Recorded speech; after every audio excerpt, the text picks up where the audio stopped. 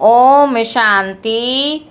आज 30 अगस्त 2025 आज की साकार मुरली के अनमोल मधुर महावाक्य सुनेंगे। मीठे मीठे बाबा के मीठे बच्चे, ज्ञान को बुद्धि में धारण कर आपस में मिलकर क्लास चलाओ। ज्ञान को बुद्धि में धारण कर आपस में मिलकर क्लास चलाओ। अपना और औरों का कल्याण कर सच्ची कमाई करते रहो। प्रश्न है, तुम बच्चों में कौन सा अहंकार कभी नहीं आना चाहिए? उत्तर है, कई बच्चों में अहंकार आता है कि ये छोटी छोटी बालकियां हमें क्या समझाएंगी। बड़ी बहन चली गई तो रूठ कर क्लास में आना बंद कर देंगे। कई बच्चों में अहंकार आता है कि ये छोटी छोटी बालकियां हमें क्या समझाएंगी। बड़ी बहन चली गई तो रूठ कर क्लास में आना बंद कर देंगे। यह है माया के विघ्न। बाबा कहते, बच्चे तुम सुनाने वाली टीचर के नाम रूप को ना देख, बाप की याद में रहे मुरली सुनो। अहंकार में मत आओ। ओम शांति। बाप बैठ बच्चों को समझाते हैं। अब बाप जब कहा जाता है तो इतने बच्चों का एक जिस्मानी बाप तो हो नहीं सकता। यह है रूहानी बाप। उनके ढेर बच्चे।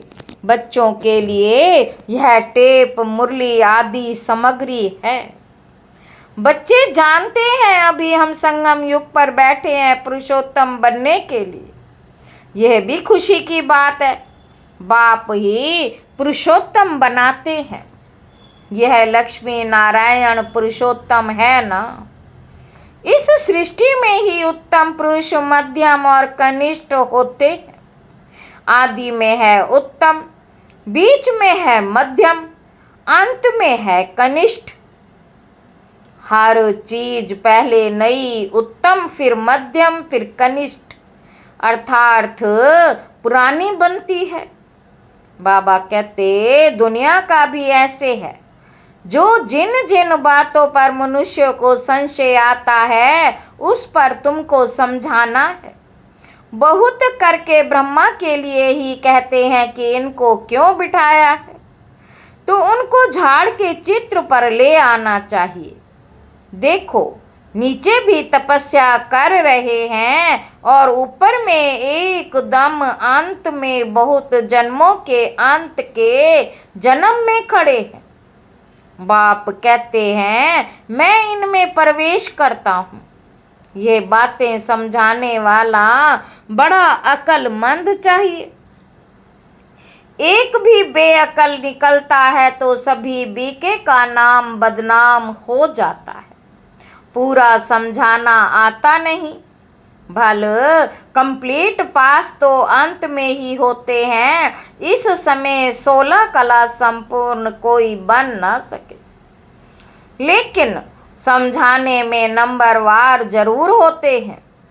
परम पिता परमात्मा से प्रीत नहीं है तो विपरीत बुद्धि ठहरे ना। इस पर तुम समझा सकते हो। जो प्रीत बुद्धि है वह विजयंती, और जो विपरीत बुद्धि है वह विनशंती हो जाते हैं। इस पर भी कई मनुष्य बिगड़ते हैं, फिर कोई ने कोई इल्जाम लगा देते हैं। झगड़ा फसाद मचाने में देरी नहीं करते। कोई कर ही क्या सकते हैं। कभी चित्रों को आग लगाने में भी देरी नहीं करेंगे। बाबा राय भी देते हैं, चित्रों को इंश्योर करा दो। बच्चों की अवस्था को भी बाप जानते हैं।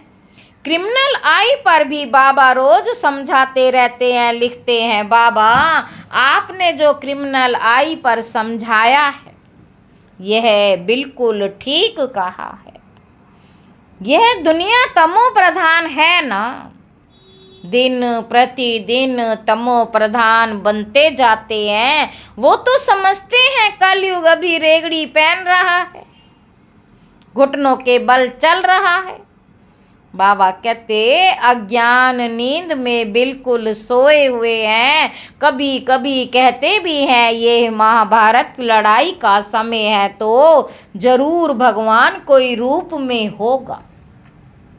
रूप तो बताते नहीं, उनको जरूर किसी में प्रवेश होना है। भाग्यशाली रथ गाया जाता है।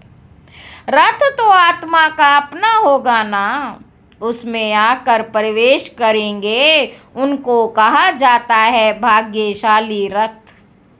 बाकी वह जन्म नहीं लेते हैं, इनके ही बाजू में बैठ ज्ञान देते हैं। कितना अच्छी रीति समझाया जाता। त्रिमूर्ति चित्र भी है। त्रिमूर्ति तो ब्रह्मा विष्णु शंकर को ही कहेंगे।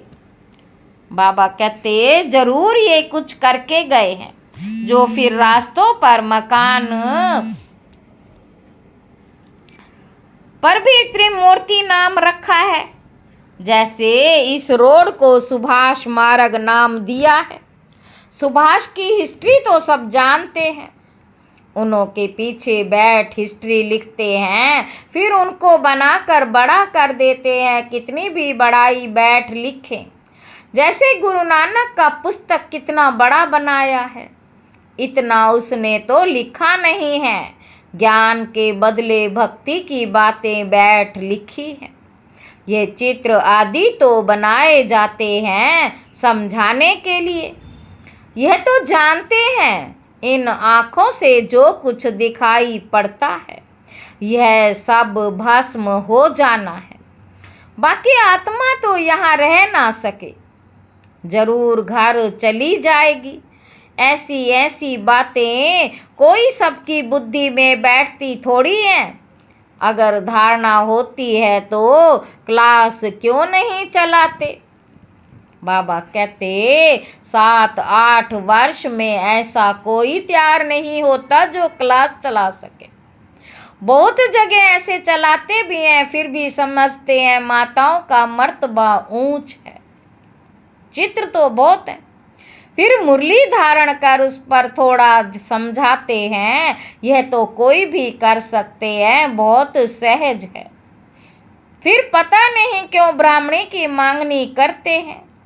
ब्राह्मणी कहाँ गई तो बस रूठ कर बैठ जाते, क्लास में नहीं आते, आपस में खिटपिट हो जाती। मुरली तो कोई भी बैठ सुना सकते हैं ना। कहेंगे फुर्सत नहीं। यह तो अपना ही कल्याण करना है तो औरों का भी कल्याण करना है। बहुत भारी कमाई है, सच्ची कमाई करानी है। जो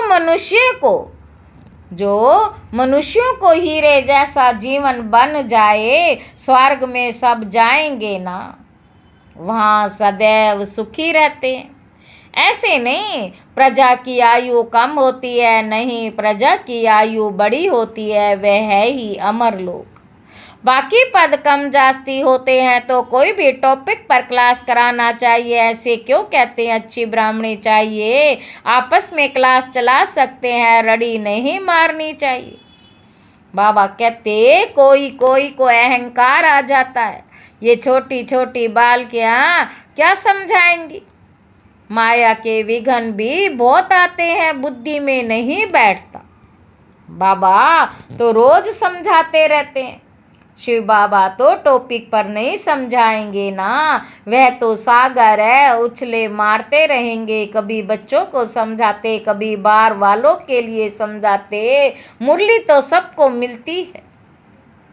बाबा कहते अक्षर नहीं जानते हैं तो सीखना चाहिए ना। अपनी उन्नति के लिए पुरुषार्थ करना चाहिए, अपना भी और दूसरों का भी कल्याण करना है। ये बाप ब्रह्मा बाबा भी सुना सकते हैं, परंतु बच्चों का बुद्धि योग शिव बाबा तरफ रहे, इसलिए कहते हैं हमेशा समझो। शिव बाबा सुनाते हैं, शिव बाबा को ही याद करो। शिव बाबा परम धाम से आए हैं, मुरली सुना रहे हैं। ये ब्रह्मा तो परम धाम से नहीं आकर सुनाते हैं। समझो शिव बाबा इस तन में आकर हमको मुरली सुना रहे हैं। ये बुद्धि में याद होना चाहिए।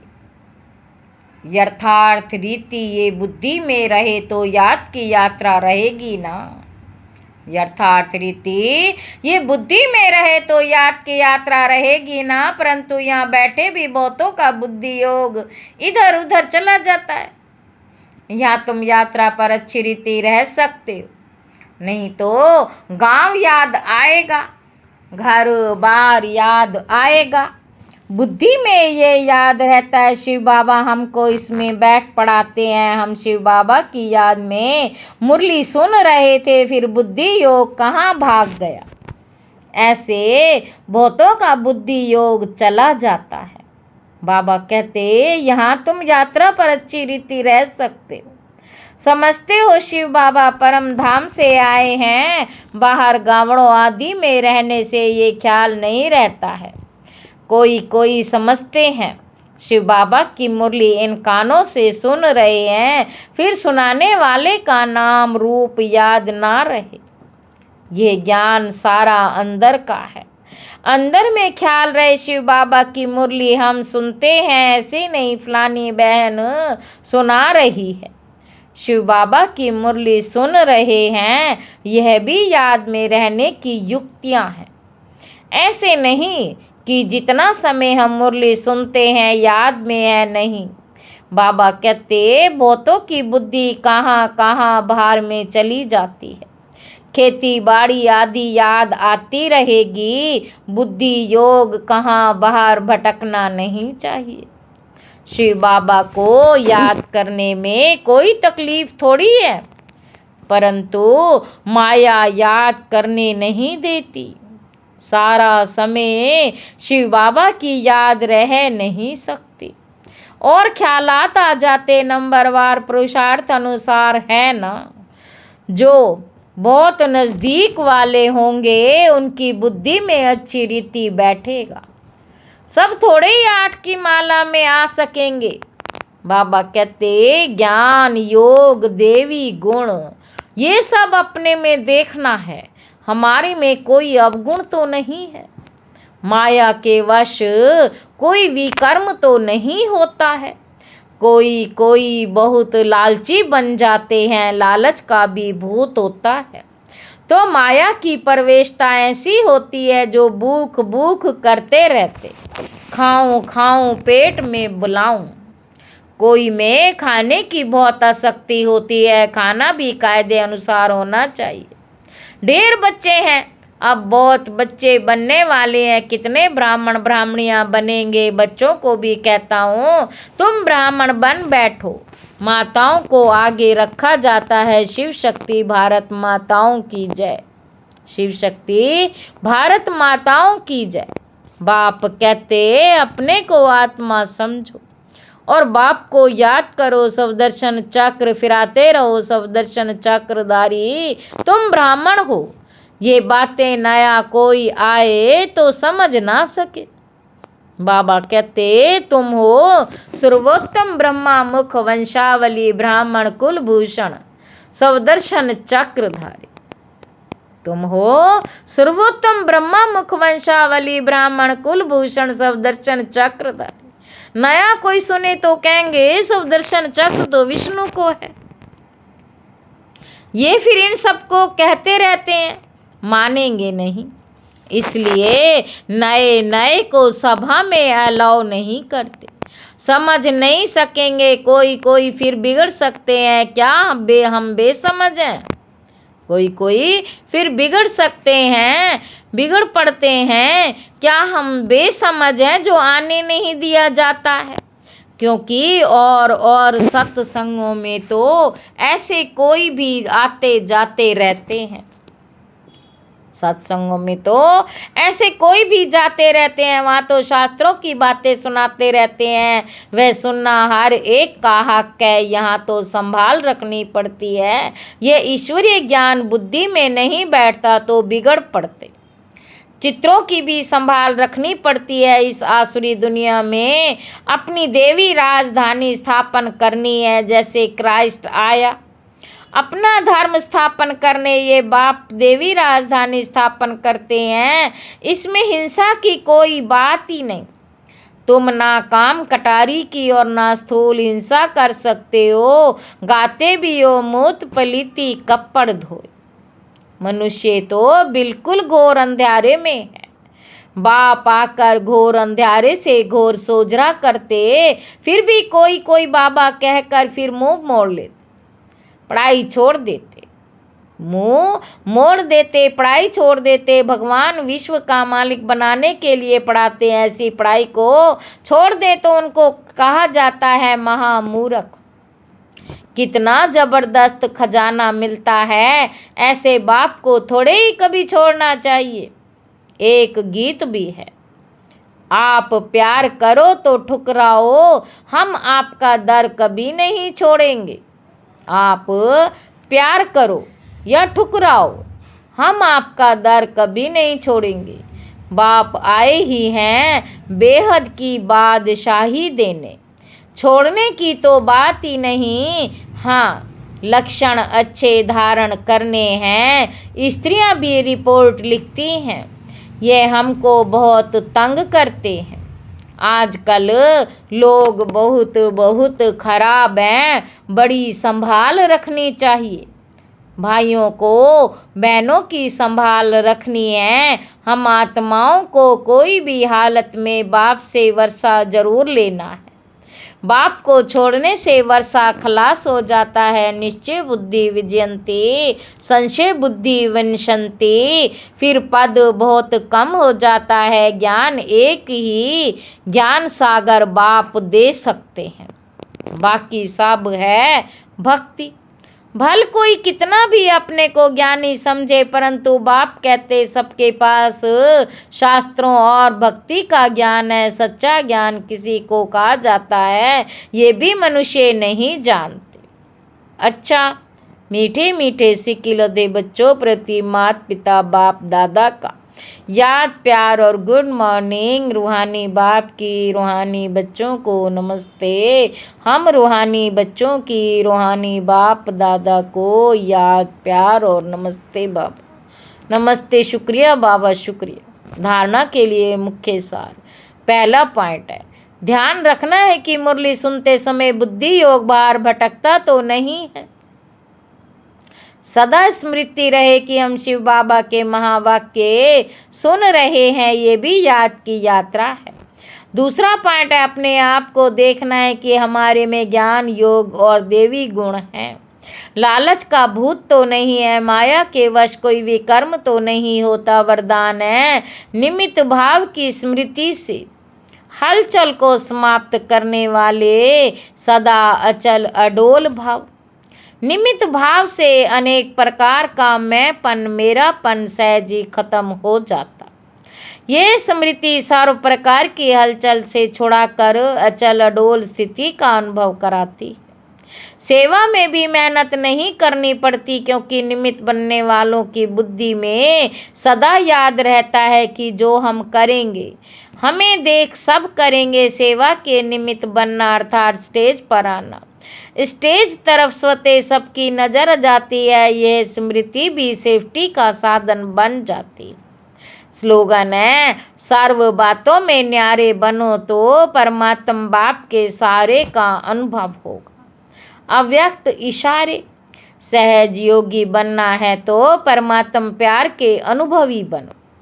वर्तमान समय भटकती हुई आत्माओं को तो एक शांति चाहिए, एक तो शांति चाहिए, दूसरा रूहानी स्नेह चाहिए। प्रेम और शांति का ही सब जगह अभाव है। इसीलिए जो भी प्रोग्राम करो उसमें पहले तो बाप के संबंध के स्नेह की महिमा करो, फिर उस प्यार से आत्माओं का संबंध जोड़ने के बाद शांति का अनुभव कराओ। प्रेम स्वरूप और शांत स्वरूप दोनों का बैलेंस हो। अच्छा, ओम शांति।